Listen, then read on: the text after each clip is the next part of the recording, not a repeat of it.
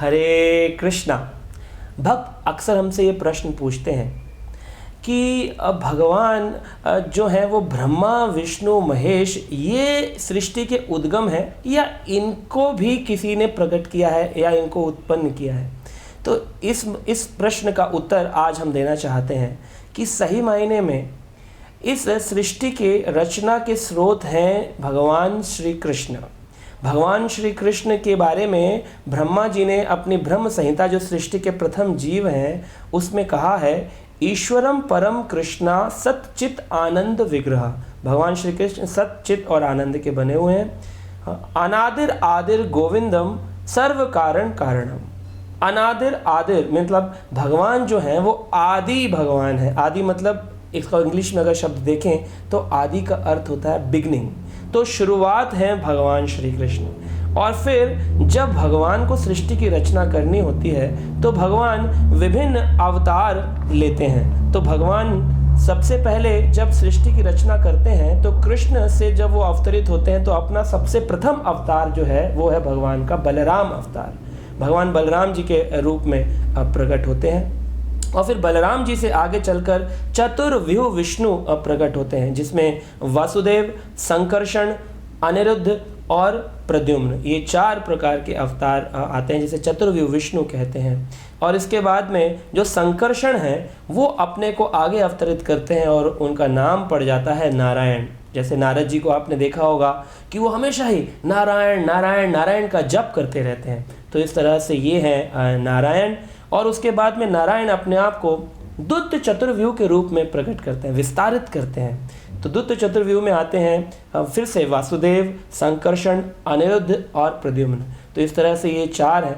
फिर बाद में जो ये संकर्षण है जो द्वितीय चतुर्व्यूह विष्णु में आते हैं, ये संकर्षण अपने आप को 2 रूपों में विभाजित करते हैं। प्रथम है इनका महाविष्णु रूप और दूसरा है सदाशिव।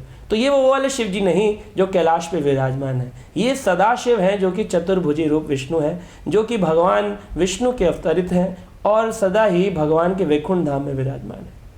तो जो ये महाविष्णु है इनको कर्णोदक्षाय विष्णु भी कहा जाता है। और ये कर्ण सागर पर आप देखेंगे टीवी सीरियल्स में या चित्रों में कि वो हमेशा ही कर्ण सागर पे लेटे हुए हैं। जिस सागर के नीचे के जगत को कहते हैं प्रकट जगत और उसके ऊपर के जगत को कहते हैं अप्रकट जगत।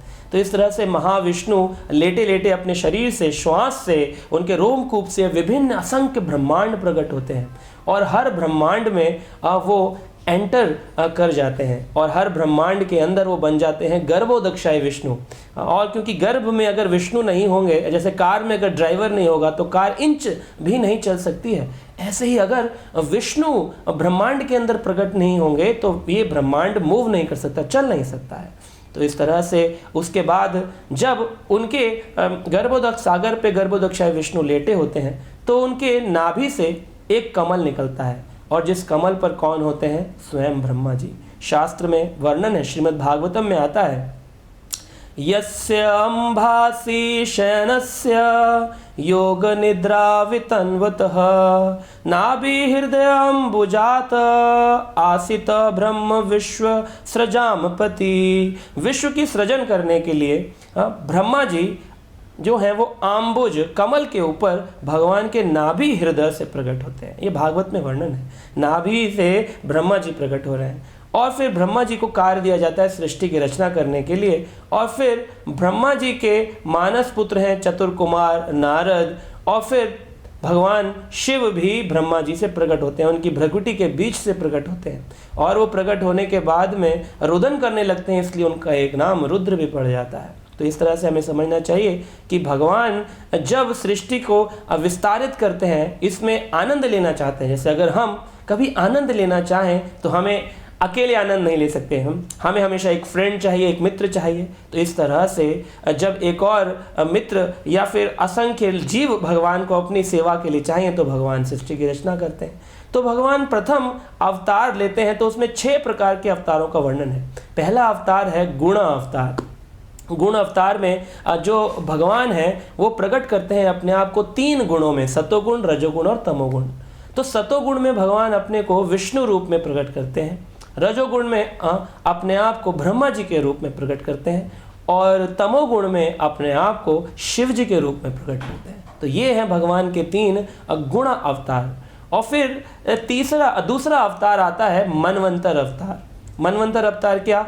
ब्रह्मा जी जब सृष्टि की रचना करते हैं तो वो भगवान से कहते हैं, भगवान मैं तो पंच तत्व का शरीर बनाऊंगा, लेकिन इसके अंदर चलाने के लिए ड्राइवर चाहिए। तो भगवान अंश मात्र में आत्मा भेजते हैं और क्षीरोदक्षाई विष्णु रूप में सभी के हृदय में भी विराजमान हो जाते हैं, क्योंकि हम भी भगवान की इच्छा के बिना चल नहीं सकते हैं। तो इस तरह से ये 3 प्रकार के विष्णु प्रकट होते हैं। तो जो ये ब्रह्मा जी हैं सृष्टि की जब रचना करते हैं तो इनका जो समय अवधि है वो है 1 कल्प, और 1 कल्प में होते हैं 100 वर्ष। और इन 100 वर्षों के अंदर जो आप देखेंगे बहुत ही लंबा समय है। इसमें से अगर हम 12 घंटे को समझने का प्रयास करें तो ब्रह्मा जी के 12 घंटे के अंदर 14 मनु बन जाते हैं। 14 मनु जिसे मनवंतर कहते हैं। और 1 मनु जो है वो 71 चतुर्युग में जाते हैं। आप कहेंगे ये चतुर्युग क्या है? चतुर्युग में सतयुग, त्रेता, द्वापर और कलयुग। कलयुग की अवधि है 4,32,000 साल। लोग कहते हैं अरे कलयुग समाप्त होने वाला है। अभी समाप्त नहीं होने वाला, अभी तो बस 5,000 वर्ष निकले हैं।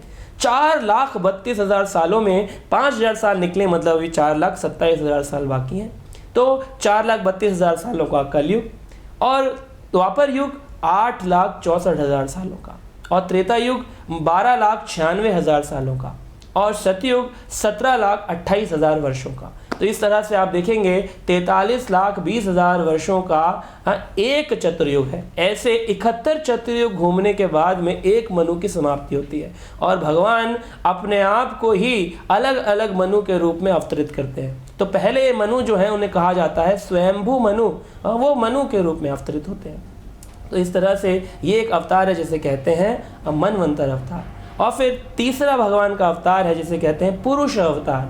तो भगवान अपने आप को, हमने अभी चर्चा किया कि 3 प्रकार के विष्णु के रूप में अपना विस्तार करते हैं। पहला करुणोदक्षाई विष्णु, दूसरा गर्भोदक्षाई विष्णु, और तीसरा क्षीरोदक्षाई विष्णु के रूप में। और भगवान का चौथा अवतार है जिसे कहते हैं लीला अवतार। हाँ, तो भगवान की विभिन्न लीलाओं का आनंद हम लेते हैं। हाँ, तो भगवान विभिन्न युगों में अपने लीला अवतार करते हैं, जैसे रामचंद्र जी का अवतार लीला अवतार, भगवान का नरसिंह अवतार लीला अवतार, भगवान का कुर्मा अवतार, कछुए के रूप में भगवान ने समुद्र मंथन किया।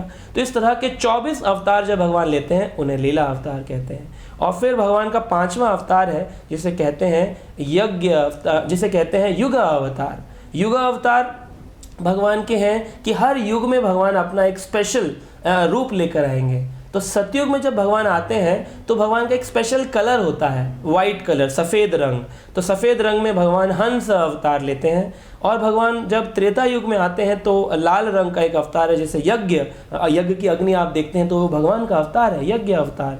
और फिर जब भगवान आते हैं द्वापर युग में तो भगवान किस रूप में आते हैं? स्वयं कृष्णस्तु भगवान स्वयं भगवान प्रकट हो जाते हैं। और कलयुग में भगवान आते हैं किस रूप में? भगवान आते हैं चैतन्य महाप्रभु के रूप में। इसीलिए शास्त्र में वर्णन है, श्रीमद् भागवतम में सारे अवतारों के बारे में 5,000 साल पूर्व ही वेद व्यास जी ने लिख दिया है जो आने वाले हैं। और श्रीमद् भागवतम में सारे अवतारों का वर्णन है, वो कब कब किस समय पर आते हैं। तो उसमें कहा गया है कृष्ण वर्णम तुषा कृष्णम संगोपांगास्त्र पार्षदम यज्ञ संकीर्तन प्राये यजन्ते ही सुमेधसा। कृष्ण वर्णम तुषा अकृष्णम, भगवान कृष्ण तो होंगे लेकिन उनका रंग कैसा होगा? कृष्ण जैसा नहीं होगा। तो भगवान पीले रंग के हैं, चैतन्य महाप्रभु। और क्या है? संगोपांगास्त्र पार्षदम, साथ में उनके अस्त्र क्या है? भगवान के अस्त्र हैं चैतन्य महाप्रभु के रूप में उनके पार्षदगण, नित्यानंद, अद्वैताचार्य, गदाधर, श्रीवास, हरिदास ठाकुर, अनेक पार्षद लेकर के अब प्रकट होते हैं। और फिर जब भगवान आते किस लिए हैं? यज्ञ संकीर्तन प्राय, यज्ञ को आगे बढ़ाने के लिए इस कलयुग का जो प्रेम धन है, गोले कोयरा प्रेम धन हरि नाम संकीर्तन लेकर के भगवान आते हैं। हरे कृष्ण कृष्ण कृष्ण हरे हरे, हरे राम राम राम हरे हरे। हाँ, और फिर आगे कहते हैं यजन्ते ही सुमेधसा, लेकिन इसका पालन कौन करेगा? सुमेधा, मेधा मतलब आप समझते हैं बुद्धि। तो जिसकी बुद्धि सुमेधा होगी, सही मायने में कार्य करती होगी, वो व्यक्ति इस यज्ञ का पालन करेगा, हरे कृष्ण महामंत्र का पालन करेगा। तो ये भगवान का युग अवतार है। और एक भगवान का अवतार है छठा अवतार, जिसे कहते हैं शक्ति आवेश अवतार। भगवान की शक्ति को भगवान प्रकट करते हैं और फिर वो व्यक्ति कार्य करता है जो असंभव कार्य है। होता वो जीव है, लेकिन भगवान की शक्ति का आवेश होकर के ऐसे कार्य करता है। जैसे हम देखते हैं नारद मुनि असंभव कार्य करते हैं, प्रचार करते हैं, रात दिन भगवान के नाम का कीर्तन करते हैं, या परशुराम जी। और इसीलिए लोग ये प्रश्न पूछते हैं कि एक समय पर इतने अवतार क्यों हो जाते हैं। जैसे हम देखते हैं राम लक्ष्मण के जब स्वयंवर में जब वो जाते हैं तो वहाँ परशुराम भी आ जाते हैं। तो परशुराम और राम एक समय पर कैसे आ गए? क्योंकि भगवान तो कहते हैं यदा यदा ही धर्मस्य ग्लानिर्भवति भारतस्य अभ्युत्थानम अधर्मस्य तदात्मानं सृजाम्यहम्। मैं तो जब जब धर्म की हानि होती है तब आता हूँ। तो एक समय पे दो अवतारों की क्या आवश्यकता? लेकिन एक भगवान का लीला अवतार है, एक भगवान का युग अवतार है, और परशुराम जी भगवान के शक्ति आवेश अवतार है। तो एक समय पे भगवान के विभिन्न अवतार कार्य कर सकते हैं, ब्रह्मा विष्णु महेश के रूप में, मनवंतर के रूप में। तो हो सकता है कि अब आपको थोड़ा थोड़ा समझ में आ रहा होगा किस प्रकार से भगवान अपने आप को विस्तार करते हैं। तो ये बहुत ही ज़्यादा गुह्यतम अध्ययन करने की आवश्यकता है। जब हम शास्त्र की शरण ग्रहण करेंगे तो हमें ये साफ साफ नजर आ जाएगा कि सारे अवतार हैं, लेकिन इसके प्रमुख कौन हैं? भगवान श्री कृष्ण। आप देखिए कि अगर दीपावली पर हम कई सारी मोमबत्तियां लगाते हैं और उन मोमबत्तियों में हम देखते हैं कि प्रथम मोमबत्ती को लेकर के हम सारी मोमबत्तियों को जलाते हैं। आप कोई पूछे कि सबसे पहली मोमबत्ती कौन सी थी, तो हम सदा से बता सकते हैं कि जिस मोमबत्ती से हमने अनेकों मोमबत्तियों को जलाया, या फिर अनेकों दियों को हमने जलाया। तो इस तरह से जो प्रथम है वो है भगवान श्री कृष्ण, और उनके द्वारा सभी मोमबत्तियां जलाई जाती हैं। लेकिन इसका मतलब ये नहीं है कि अगर प्रथम मोमबत्ती से अनेकों मोमबत्तियां जलाई गई तो उन मोमबत्तियों में शक्ति नहीं है। उन मोमबत्तियों में भी उतनी शक्ति है जितनी की प्रथम में है, लेकिन बाकी सब वो बाद वाली हैं। पहली प्रथम कौन है? जो पहली मोमबत्ती है। इसलिए एक है अवतारी और बाकी हैं अवतार। तो अवतारी कौन है? भगवान श्री कृष्ण, और राम, नरसिंह, वराह ये भगवान के अवतार हैं। तो हमें भगवान की अगर शरण ग्रहण करनी है तो हमें सदा ही भगवान के नाम का जप करना है और जानना है कि भगवान कौन है? भगवान है श्री कृष्ण। हरे कृष्णा।